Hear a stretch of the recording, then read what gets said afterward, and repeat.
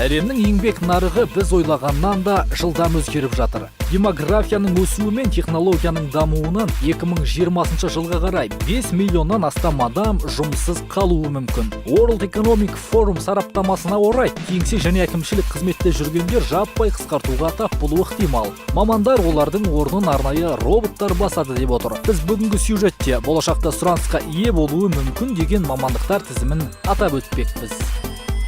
Дата сарапшы 2020 жылға қарай қаржы институттарынан бастап өндірістің кез келген саласында ақпаратты игеріп, оны талдап отыратын маман қызметіне сұраныс болады.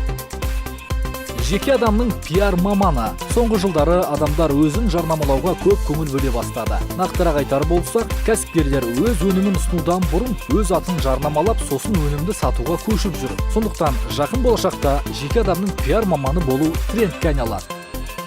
Бағдарламашылар, ақпараттық қауіпсіздік сарапшылары және IT инженеринг. Роботтық технологияның дамуына септігін тигізіп отырған IT саласының мамандары осыған дейін де сұраныста болса, кейін де сұраныстан түспейді. Өйткені интернет кеңістіктің мүмкіндіктерін арттыру осы мамандардың қолында. SMM мамандары. Болашақта интернеттегі медиа компаниялар әлеуметтік желілердің айырылмас бөлігіне айналады. Сондықтан журналистер әлеуметтік желілерде жұмыс істеудің принциптерін үйрене бергендері жөн.